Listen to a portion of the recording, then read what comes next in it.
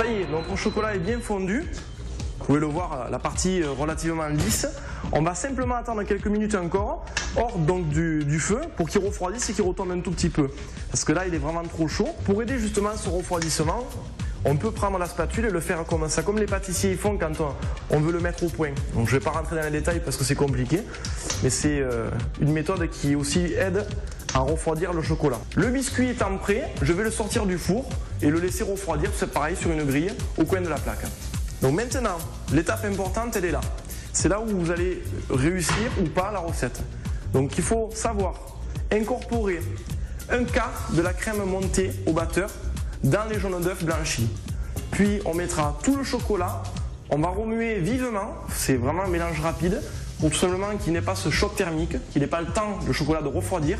Et après on incorporera les 3/4 de crème montée, un peu plus lentement, comme si j'avais justement une spatule, une maryse, on l'incorporera dans ce sens-là. Je vais le faire par contre avec le fouet. Alors là, on a tout de suite le résultat. On sait si on a réussi ou pas la recette. Et on l'a réussi parce qu'en fait on voit un mélange qui est relativement lisse et brillant. Si là par contre je voyais des aspérités relativement grumeleuses, eh bien on sait que le chocolat a refroidi malheureusement, on n'a pas mélangé assez rapidement. Donc là maintenant je récupère ma crème montée, je mets toute ma crème montée dans mon chocolat avec un petit peu plus de souplesse et la mousse sera prête.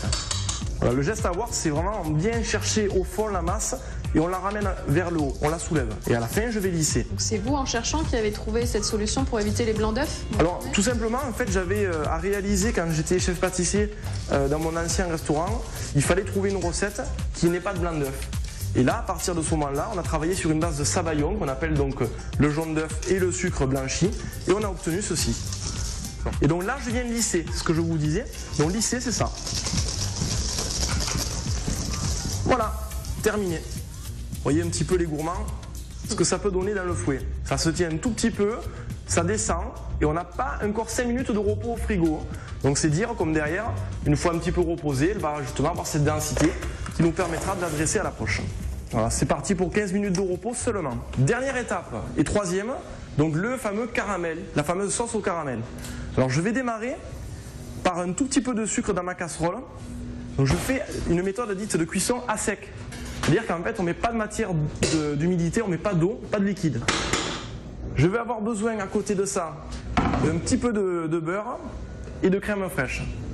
Donc là ce que je fais, c'est qu'en fait je remue d'un mouvement circulaire, comme tout à l'heure quand on a fait les noisettes torréfiées. Là on ne touche pas, la fonte va se faire naturellement. Quand on aura obtenu le caramel, je mettrai le beurre pour couper la cuisson. Vous voyez, la fonte commence à arriver justement sur le bord. Moins il sera coloré, meilleure sera la recette. On veut vraiment un caramel blond et non pas brun. Voilà, la belle couleur arrive là. Donc à partir de ce moment-là, je peux remuer avec un fouet. Là, on est sur la couleur idéale. Il ne faut pas aller plus loin. Je vais lui incorporer notre noisette de beurre. Donc on le fait bien fondre, on le fait bien passer dedans. Et à ce stade-là, il reste un tout petit peu de beurre. On va incorporer un filet de crème liquide. Comme une mayonnaise, et tout doucement pour justement, là aussi, ne pas réaliser de choc thermique. Voilà, c'est terminé. Voilà, la couleur est relativement jolie, bien brillante, sur un brun léger. Je vais mettre un tout petit peu de sel pour rehausser en goût. Voilà. Maintenant, je vais le laisser un tout petit peu refroidir. Et après on pourra donc l'incorporer dans la verrine. Le caramel là en fait, pour qu'il refroidisse plus vite, je le mets dans un saladier et je vais le faire pivoter comme ceci. Donc je vais me munir de quelques éléments, d'une poche, d'une douille cannelée. Donc je mets ma douille dans la poche et là je vais remplir de mousse au chocolat. Donc là tout simplement on vient récupérer un peu de biscuit. Donc j'ai pas forcément à m'embêter à faire des détails en particulier puisque je veux l'émietter au fond de ma verrine. On va récupérer quelques noisettes. Voilà, allez, je vous laisse m'installer donc quelques cuillères de biscuits au fond. Allez-y. Je suis allée trop vite. Et moi, pendant ce temps, je vais remplir ma petite poche de mousse au chocolat. Une belle mousse au chocolat, regardez comme elle est jolie, très aérée. Allez, petit quart de tour pour donner de la force à cette poche. Allez, je vous en montre une et puis après c'est à vous. Hein. D'accord. Voilà, donc je vais verser par-dessus notre préparation de mousse au chocolat. On s'entraîne et après on passe au verre. Faire un carnage. Ouais. Hop, voilà, c'est bon. Ouais. Il faut appuyer un tout petit peu plus et moins bouger du bas. Il ne faut pas appuyer trop fort pour qu'on laisse le temps de tomber. Je suis prête. Allez, Top.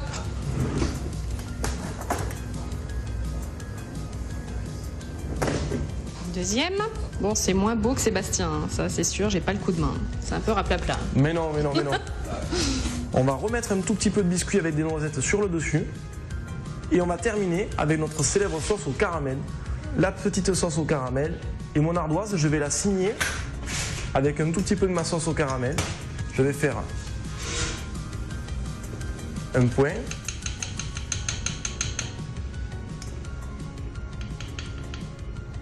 Et là, je signe.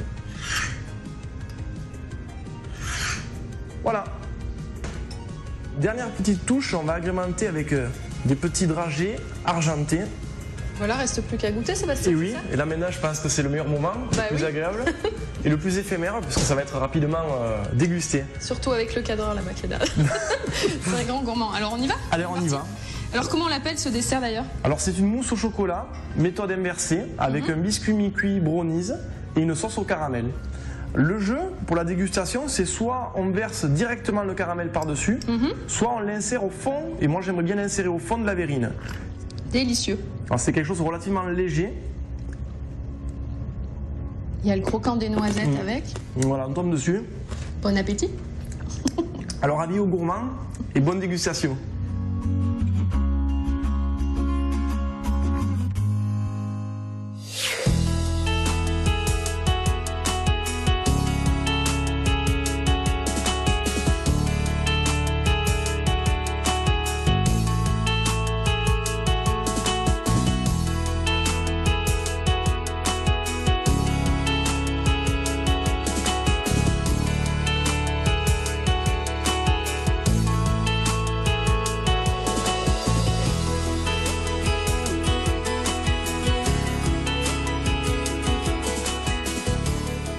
Alors, toujours à l'est au Fort Vauban, et là, nous sommes dans une ancienne chapelle. Nous sommes dans la chapelle du fort, qui est après devenue la chapelle de la prison. Bien sûr, au XVIIIe siècle, le pouvoir s'appuie sur l'armée, mais surtout aussi sur la religion. Donc, il n'y a pas de bâtiment sans chapelle. Donc, le fort n'y déroge pas. Donc, ici, nous avons une chapelle.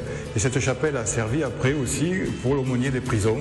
Donc, nous avons à cet emplacement l'emplacement de l'ancien hôtel ici.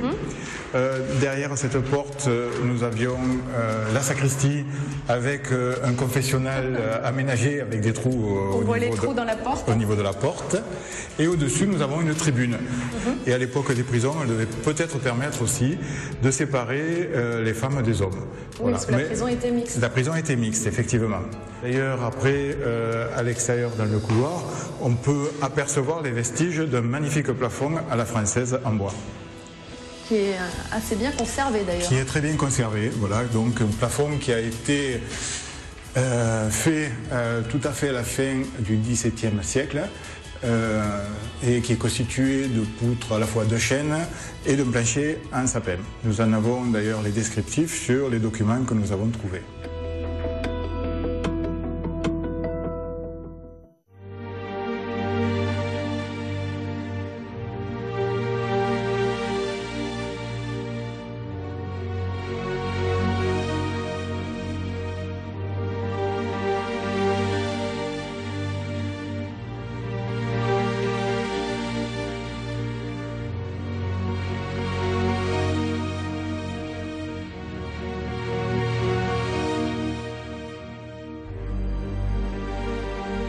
En plein cœur des cellules, nous allons libérer notre prisonnier. Monsieur Fiol, vous êtes là? Je vous en prie. Voici la cellule typique. Voilà, la cellule. Alors, c'est pas la cellule du masque de fer, non, mais c'est une cellule, on va dire, standard d'une prison du XVIIIe siècle ou du XIXe siècle en France. Donc, à peu près 3 mètres sur 4. Il faut imaginer avec 2 lits superposés et certainement un 3e lit, une paillasse, etc.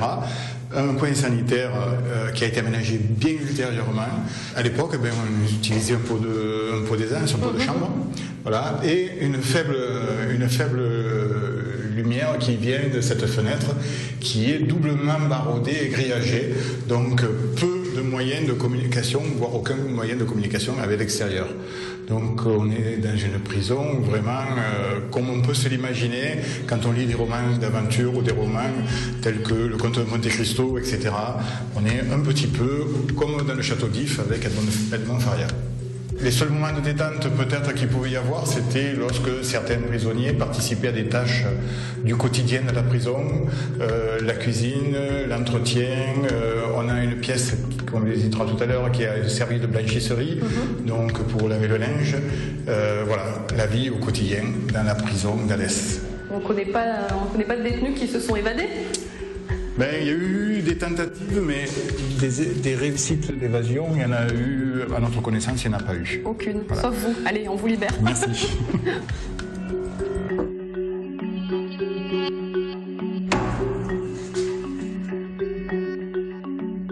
Est-ce qu'il y a d'autres prisonniers? Ah oui, là on voit les paillasse.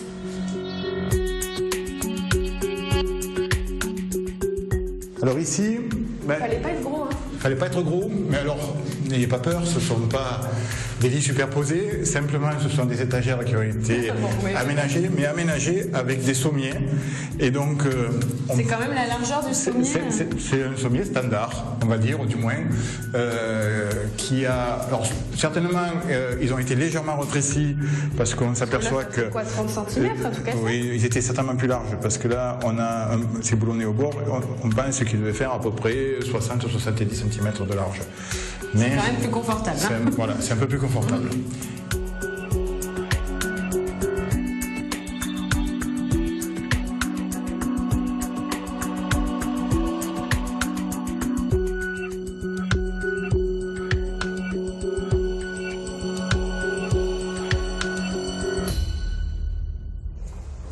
Alors, on poursuit notre visite des cellules. Il reste des traces de détenus qui ont séjourné ici?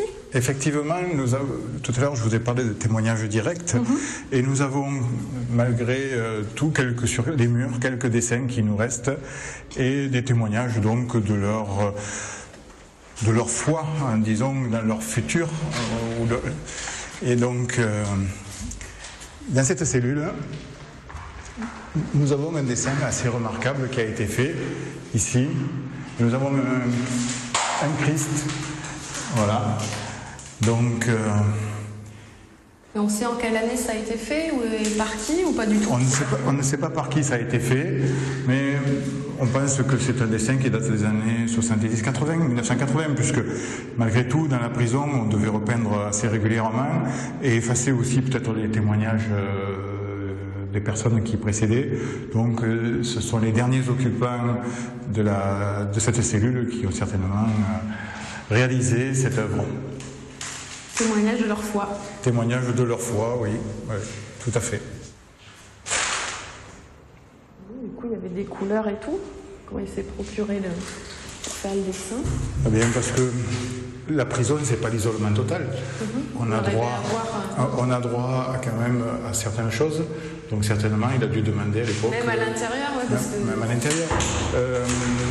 Dans les dernières années de la prison d'Alès, des salles étaient aménagées pour la télévision, etc. Donc on n'est plus au secret. Bien, mais on se dit à l'intérieur d'une cellule, peut-être qu'on ne donne pas forcément des crayons qui pourraient servir à se faire du mal. Vous voyez, ici, il y a même des noms, il y a même un nom marqué d'ailleurs. Donc on a... Est-ce que c'est la même personne? Je ne sais pas, mais... C'est pas mystère. Mystère.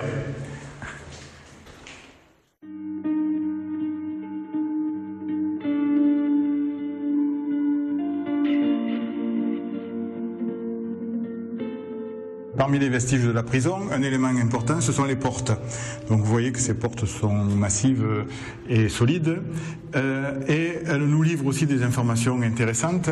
Bon, on a bien sûr un petit portillon qui permet de faire passer la nourriture, etc. Un judas ici aménagé pour voir ce qu'il y a à l'intérieur. Mais aussi des renseignements d'ordre administratif. On a des porte-étiquettes sur les noms des prisonniers. Et puis ce petit cadran ici qui paraît peut nous interroger tous, eh bien, il s'agit du nombre de prisonniers qui occupaient la cellule.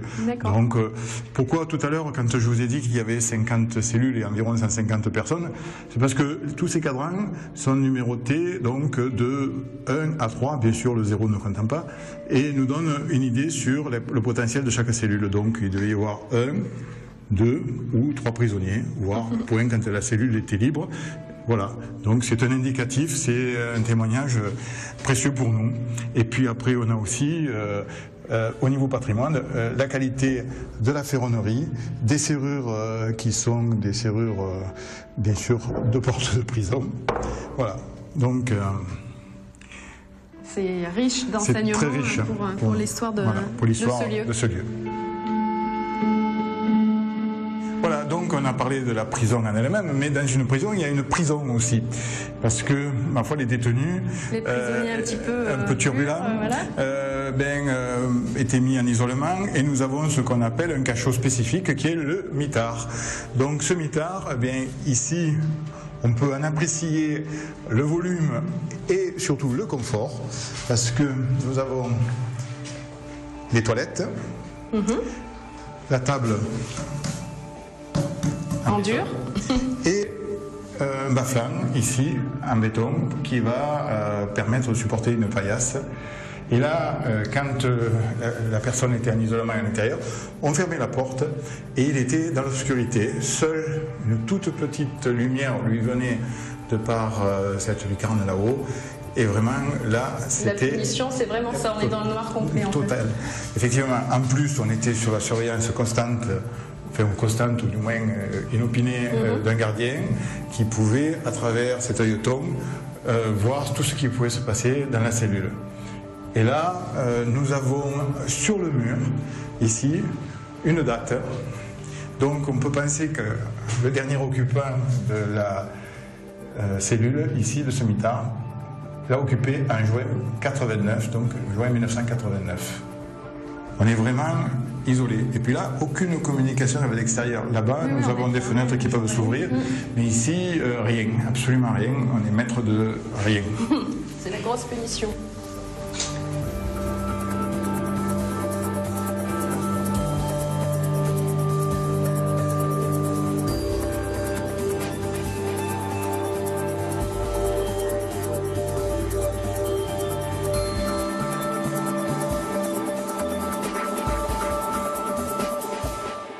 Nous voici à l'air libre.